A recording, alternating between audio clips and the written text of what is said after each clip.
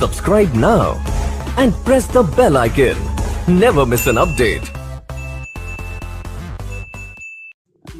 नमस्कार फ्रेंड्स, राष्ट्रीय blind YouTube channel में आप सभी का स्वागत है। अगर आप चैनल पर नए हैं तो आप सभी से रिक्वेस्ट है कि आप हमारे चैनल को सब्सक्राइब करें, बेल आइकन को ऑल पर सेट करना बिल्कुल भी ना भूलें ताकि हमारे आने वाली वीडियो की नोटिफिकेशन सबसे पहले आपको मिल सके। अगर आपको हमारी वीडियोस अच्छी लगती हैं तो वीडियोस को लाइक करें, शेयर करें और कमेंट में अपना फीडबैक देना बिल्कुल भी ना भूलें। आप हमारे चैनल के अबाउट में जाके हमारे व्हाट्सएप ग्रुप का फॉर्म फिल करके हमारे व्हाट्सएप ग्रुप का हिस्सा बन सकते हैं। फीमेल्स के लिए अलग से एक व्हाट्सएप ग्रुप है, तो आप फॉर्म भर के उसमें ऐड हो सकते हैं। साथ ही हमारे चैनल के अबाउट में हिंदी ऑडियो शायरी एक दूसरे यूट्यूब चैनल का भी लिंक है, आप जाकर उसको भी सब्सक्राइब करें। हमारे टेलीग्राम चैनल और हमारे व्हाट्सएप चैनल का लिंक भी आपको अबाउट में मिल जाएगा, आप वहां से ज्वाइन कर सकते हैं। इसके साथ ही अगर आप अपनी वीडियोस के लिए कोई म्यूज़िक चाहते हैं तो हमारे टेलीग्राम चैनल का लिंक अबाउट में दिया हुआ है, तो आप हमारे Telegram channel audio music factory को वहां से ज्वाइन कर सकते हैं। तो आपका ज़्यादा समय न लेते हुए अब ले चलती हूँ आपको वीडियो की ओर।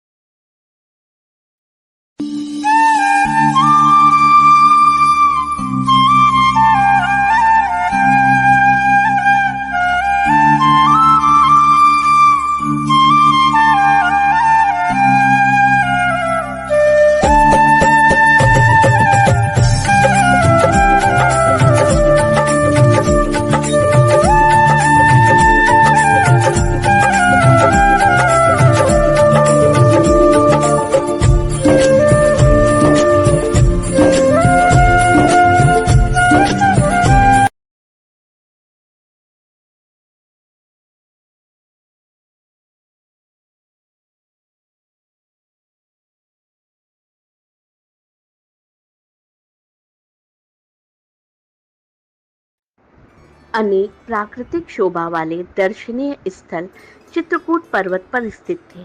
अतः चित्रकूट में निवास करते हुए राम उन दर्शनीय स्थलों का सीता को घूम घूम कर उनका दर्शन कराने लगे। भांति भांति की बोली बोलने वाले पक्षियों, नैनाभिराम पर्वतमालाओं तथा उनकी शिखरों, विभिन्न प्रकार के फलों से लदे हुए वृक्षों को देखकर सीता अत्यंत प्रसन्न हुई। ऐसे ही जब एक दिन राम प्राकृतिक छटा का आनंद ले रहे थे तो सहसा उन्हें चतुरंगनी सेना का कोलाहल सुनाई पड़ा और वन्य पशु इधर उधर भागते हुए दृष्टिगत हुए।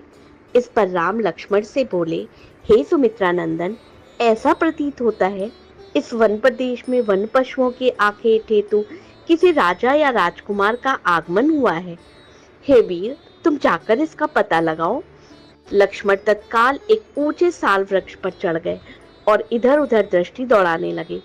उन्होंने देखा उत्तर दिशा से एक विशाल सेना हाथी, घोड़ों, अस्त्रों शस्त्रों से सुसज्जित सैनिकों के साथ चली आ रही है, जिसके आगे आगे अयोध्या की पताका लहरा रही थी। तत्काल ही लक्ष्मण समझ गए कि वो अयोध्या की सेना है। राम के पास आकर क्रोध से कांपते हुए लक्ष्मण ने कहा, भैया, कैकेयी का पुत्र भरत सेना लेकर चला आ रहा है।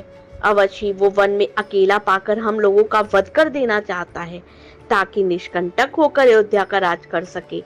आज मैं इस षड्यंत्रकारी भरत को उसके पापों का फल चखाऊंगा। भैया चलिए, कवचों से सुसज्जित होकर पर्वत की चोटी पर चलें। राम बोले, सौमित्र, तुम ये कैसी बातें कर रहे हो? धनुष तान कर खड़े होने की कोई आवश्यकता नहीं है। भरत तो मुझे प्राणों से भी प्यारा है। भला भाई का स्वागत अस्त्रों से किया जाता है? अवश्य वो मुझे अयोध्या लौटाने जाने के लिए आया होगा। भरत में और मुझ में कोई अंतर नहीं, इसलिए तुमने जो कठोर शब्द भरत के लिए कहे वो वास्तव में मेरे लिए कहे हैं। स्मरण रखो, किसी भी स्थिति में पुत्र पिता और भाई भाई के प्राण नहीं लेता।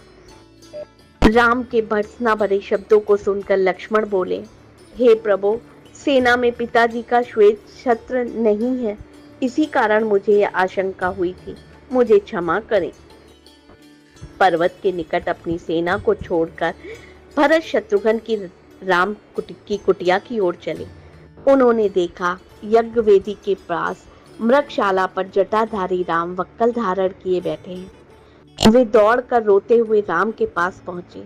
उनके मुंह से केवल हे आर्य शब्द निकल सका और वे राम के चरणों में गिर पड़े। शत्रुघ्न की भी यही दशा थी। राम ने दोनों भाइयों को पृथ्वी से उठाकर हृदय से लगा लिया और पूछा, भैया, पिताजी और माताएं कुशल से हैं ना? कुलगुरु वशिष्ठ कैसे हैं? तुमने तपस्वियों जैसे वक्कल क्यों धारण कर रखे हैं? रामचंद्र के वचन सुनकर अश्रुपूरित भरत बोले, भैया, हमारे परम तेजस्वी धर्मपरायण पिता स्वर्ग सिधार गए। मेरी दुष्टा माता ने जो पाप किया उसके कारण मुझ पर भारी कलंक लगा है और मैं किसी को अपना मुख नहीं दिखा सकता। अब मैं आपकी शरण में आया हूँ। आप अयोध्या का राज संभाल कर मेरा उद्धार कीजिए। संपूर्ण मंत्रिमंडल, तीनों माताएं, गुरु वशिष्ठ आदि सब यही प्रार्थना लेकर आपके पास आए हैं। मैं आपका छोटा भाई हूँ, पुत्र के समान हूँ। माता के द्वारा मुझ पर लगाए गए कलंक को धोकर मेरी रक्षा करें। इतना कहकर भरत रोते हुए फिर राम के चरणों में गिर गए और बार बार अयोध्या लौटने के लिए विनय करने लगे। राम ने भरत को हृदय से लगा लिया, कहा, भैया भरत, तुम तो अत्यंत नीतिवान हो। क्या तुम समझते हो कि मुझे राज्य के निमित्त पिता के वचनों को भंग कर देना चाहिए? क्या धर्म से पतित होना उचित है? जो कुछ भी हुआ उसमें तुम्हारा कोई दोष नहीं। तुम्हें दुखी और लज्जित होने की किंचित मात्र भी आवश्यकता नहीं है। माता कैकेयी की निंदा करना भी उचित नहीं है, क्योंकि उन्होंने पिताजी की अनुमति से ही वर मांगे थे। मेरे लिए माता कैकेयी और माता कौशल्या दोनों ही समान रूप से सम्माननीय हैं। तुम्हें ज्ञात है, मैं पिताजी की आज्ञा का उल्लंघन कदापि नहीं कर सकता। पिताजी ने स्वयं ही तुम्हें राज्य प्रदान किया है, अतः उसे ग्रहण करना भी तुम्हारा कर्तव्य है। पिताजी के परलोक सिधार जाने का मुझे अत्यंत दुख है। मुझ अभागे को अपनी सेवा, अंतिम दर्शन और दाह संस्कार के अवसर से वंचित कर दिया। कहते हुए राम के नेत्रों से अश्रुधारा बह चली। फिर उन्होंने सीता से जाकर कहा, प्रिय पूज्य पिताजी स्वर्ग सिधार गए।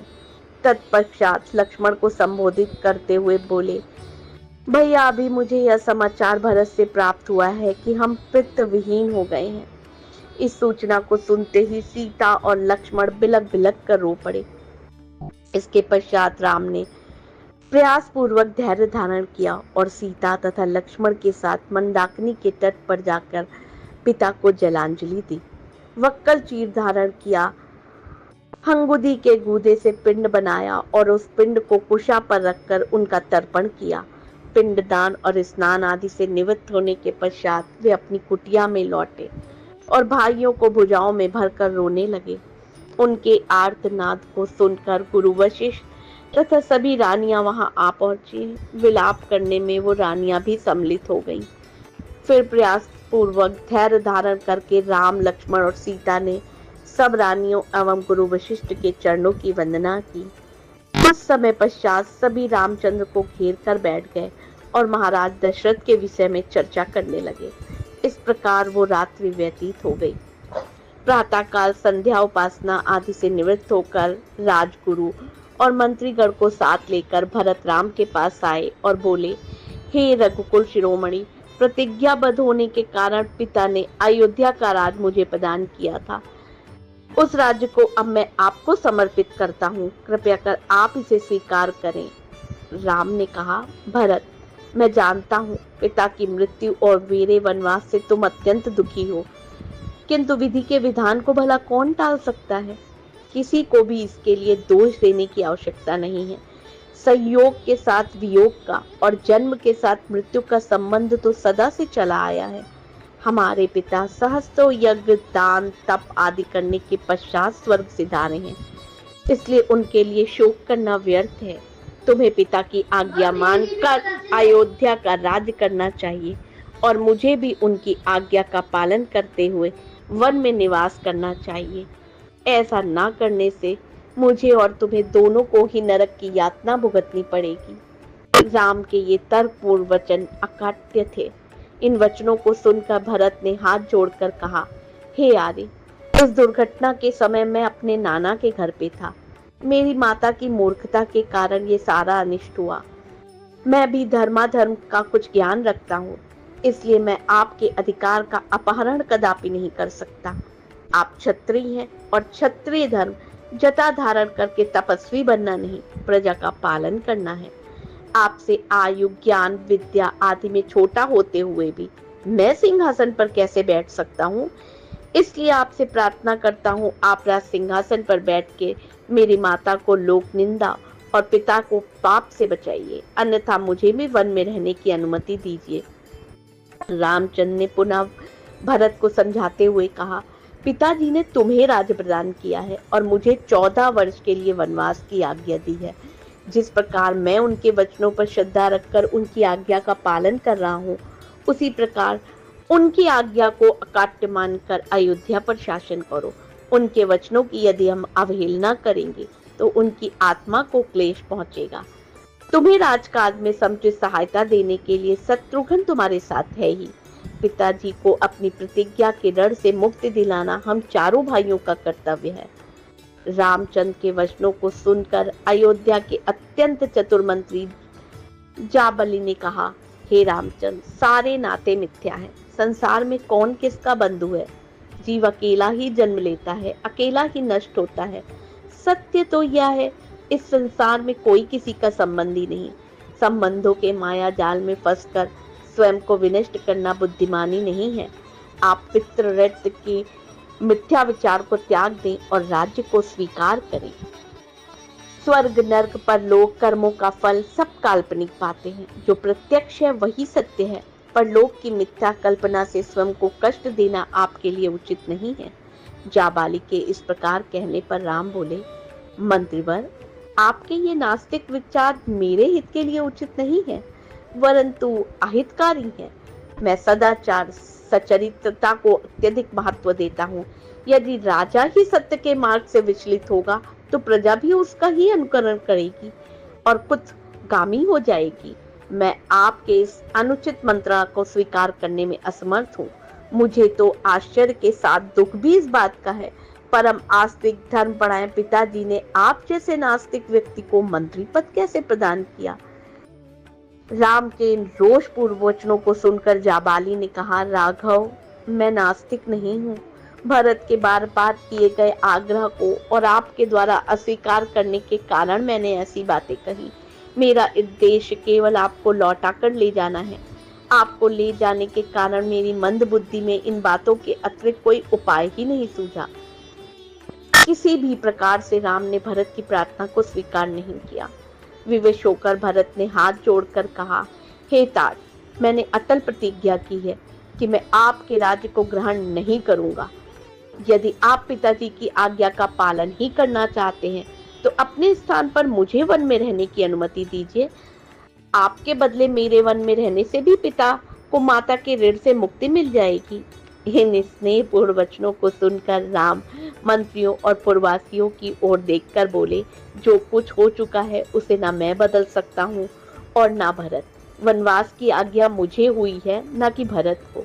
मैं माता केकई के कथन, पिता के कर्म दोनों को उचित समझता हूँ। मातृभक्ति, पितृभक्ति और गुरुभक्त होने के साथ भरत सर्वगुण संपन्न भी हैं, अतः उनका राज्य करना उचित है। जब राम किसी भी प्रकार से लौटने के लिए राजी नहीं हुए तो भरत ने रोते हुए कहा, भैया, मैं जानता हूँ आपकी प्रतिज्ञा अटल है, किंतु यह भी सत्य है कि अयोध्या का राज भी आपका है। अतः आप अपनी चरण पादुकाएं मुझे प्रदान करें। मैं इन्हें अयोध्या के राज सिंहासन पर प्रतिष्ठित करूंगा और स्वयं वक्कल धारण करके ब्रह्मचर्य व्रत का पालन करते हुए नगर के बाहर रहकर आपके सेवक के रूप में राजकाज चलाऊंगा। 14 वर्ष पूर्ण होते ही यदि आप अयोध्या नहीं पहुंचे तो मैं स्वयं को अग्नि में भस्म कर दूंगा। यही मेरी प्रतिज्ञा है। रामचंद्र जी ने भरत को हृदय से लगाकर उन्हें अपनी पादुकाएं दे दी। फिर शत्रुघ्न को समझाते हुए बोले, भैया, माता कैकेयी को कभी अपशब्द कहकर उनका अपमान न करना। इस बात को न भूलना कि वो हम सबकी पूज्य माता है। तुम्हें मेरी और सीता की शपथ है। फिर माताओं को धैर्य बंधाकर सम्मान पूर्वक सबको विदा किया। श्री रामचंद्र की चरण पादुकाओं के साथ भरत और शत्रुघ्न रथ पर सवार हुए। उनके पीछे अन्य अनेक रथों पर माताएं, गुरु, पुरोहित, मंत्रीगण तथा अन्य पुरवासी चले। सबसे पीछे सेना चली। उदास मन लिए सब लोग 3 दिन में अयोध्या पहुंचे। अयोध्या पहुंच जाने पर भरत ने गुरु वशिष्ठ से कहा, गुरुदेव, आपको तो ज्ञात है अयोध्या के वास्तविक नरेश राम हैं। उनकी अनुपस्थिति में उनकी चरण पादुकाएं सिंहासन की शोभा बढ़ाएंगी। मैं नगर से दूर नंदीग्राम में पर्णकुटी बनाकर निवास करूंगा और वहीं से राजकाज का संचालन करूंगा। फिर वे नंदीग्राम से ही राम के प्रतिनिधि के रूप में राज्य का कार्य संपादन करने लगे। आप सभी को ये एपिसोड कैसे लगे, इस पर अपने लाइक, कमेंट्स और सब्सक्राइब जरूर करिए। आपके कमेंट्स हमें और भी इसी तरह उत्साहित करते रहेंगे कि हम आपके लिए रोचक एपिसोड इसी तरह से प्रस्तुत करते रहें। धन्यवाद।